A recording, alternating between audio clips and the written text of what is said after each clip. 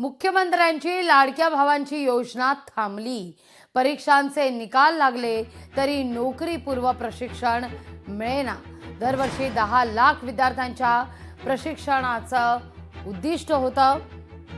इयत्ता 12वी ITI तंत्रनिकेतन शिक्षण झालेल्या विद्यार्थ्यांसह पदवी पदव्युत्तरचे शिक्षण पूर्ण झालेल्या 10 लाख विद्यार्थ्यांना प्रत्येकी 6 ते 10,000 रुपयांचं विद्या वेतन देऊन नोकरीपूर्व प्रशिक्षण देण्याकरता मुख्यमंत्री युवा कार्य प्रशिक्षण योजना ही सुरू करण्यात आलेली होती। 9 जुलै 2024च्या शासन निर्णयानंतर पहिल्या वर्षीच्या विद्यार्थ्यांना नोकरीपूर्व प्रशिक्षणाची संधी मिळाली, पण प्रशिक्षणाचा कालावधी 6 ऐवजी 11 महिने केल्यानं 2025 मध्ये एकाही विद्यार्थ्याला नोकरीपूर्व प्रशिक्षण मिळू शकलेलं नाही। ही बाब आता समोर येते।